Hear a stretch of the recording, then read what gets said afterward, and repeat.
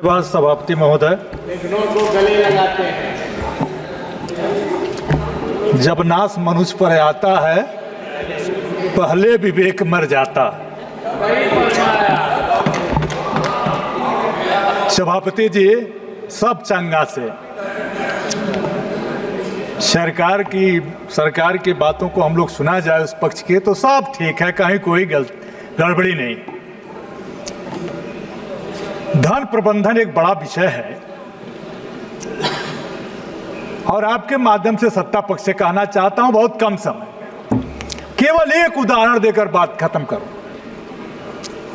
ऐसा धन प्रबंधन है कि हम सांसदों को 5 करोड़ सांसद निधि मिलती है, यह जनता भी जानती है और सरकार भी जानती है, लेकिन मिलता कितना है? 4 करोड़ 90 लाख।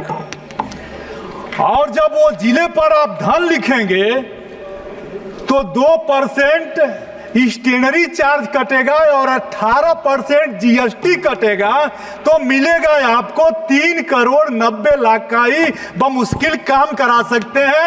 यह सरकार का धन प्रबंधन है। अगर इससे अधिक हमारे सत्ता पक्ष के साथी पाएंगे तो हमको बताएंगे। जो धन प्रबंधन है, बड़ा ही अच्छा लगा था वित्त मंत्री जी का उस दिन का भाषण सुन करके कि 7 लाख तक हम टैक्स नहीं लेंगे और 30 करोड़ जो कमाएगा 30 लाख उससे इतना लेंगे, 80 करोड़ जो कमाएगा उससे इतना लेंगे। लेकिन ये नहीं बताया गया जो डायरेक्ट कर है, इनडायरेक्ट कर में आप जनता मारी जा रही है। डायरेक्ट कर वालों को कितना लाख रुपया उनका बट्टे खाते में डाल दिया जाता है। जो अधिक करदाता है उनका कर्जा माफ होता है और उनके धन बट्टा खाते में डाल दिए जाते हैं, और कम कर देने वाला मतदाता उसका पंपिंग सेट का ऋण भी नहीं माफ होता है। 10,000 रुपया कर्जा लिया है वह भी माफ नहीं होता। मैं सत्ता से कहूंगा सब चंगा से, लेकिन कब चंगा से? जब रेड सिग्नल पर आपका शीशा पोंछते हुई कोई बेटी और कोई बेटा न मिले।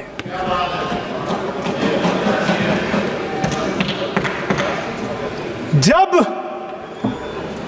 शादी पैसे के अभाव में किसी बेटी की शादी रुकती है तब पीड़ा होती है। और जो हमारा धन प्रबंधन है, माननीय सभापति महोदय, आज तक यह सरकार कहती है, हमको तो बड़ा भ्रम होता है विकसित भारत विकसित भारत विकसित भारत, और इस विकसित भारत की कल्पना में मैं साधुवाद देता हूं अपने भारतीय जनता पार्टी के भाइयों को कि सदन में भाजपा का नाम लेना बंद कर दिया है। केवल माननीय मोदी जी का नाम से शुरू भाषण होता है और उन्हीं के नाम पर खत्म होता है। लेकिन विकसित भारत में आप देखा, थाने का चौकीदार आज भी 400 रुपया रोज नहीं पाता।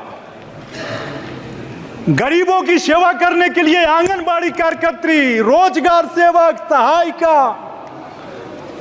आशा बहू, शिक्षा मित्र और मनरेगा का मजदूर भी आज तक 400 रुपया रोज आप नहीं दे पाए, और आप 400 पार का नारा दे रहे थे।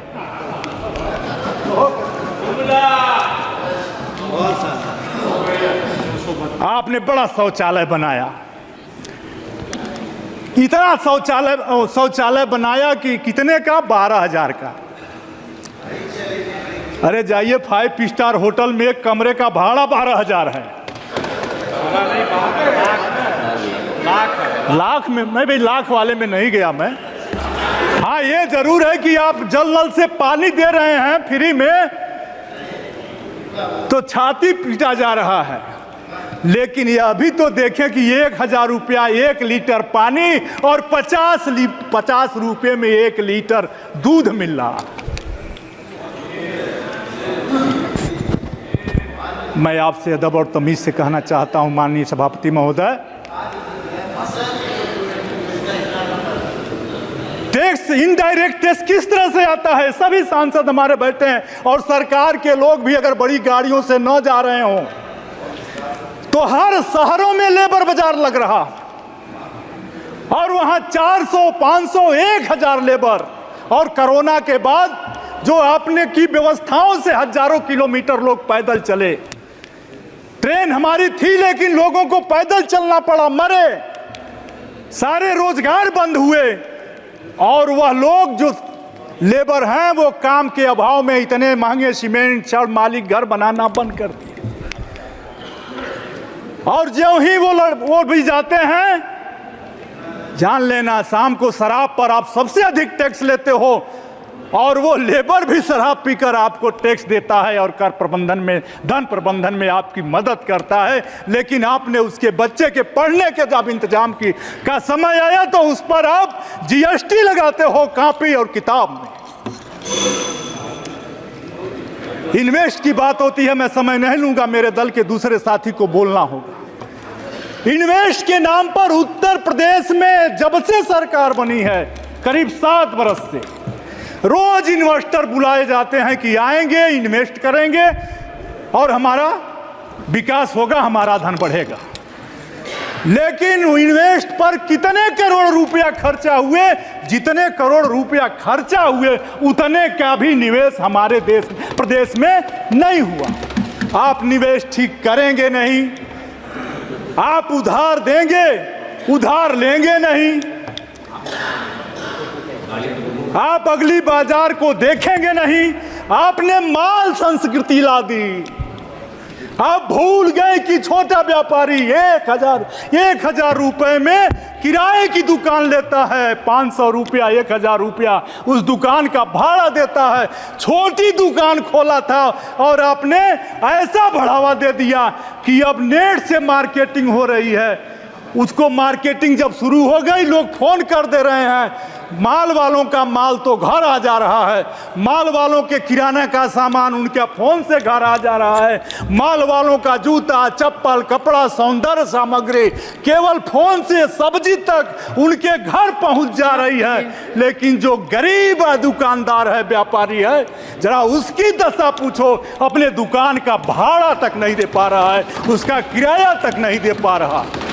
इसलिए मैं अंत में इतना ही कहूंगा कि जो आपने व्यवस्था दी है, इन व्यवस्थाओं की बदौलत आप विकसित हो सकते हैं, ऑनरेबल मेंबर श्रीमती ज्योति, लेकिन देश का गरीब नहीं विकसित होता है। और जब तक देश की झोंपड़ी नहीं विकसित होती है, 1,20,000 में आवास आप बना रहे हैं, बनेगा 1 लाख रुपए में 1 लाख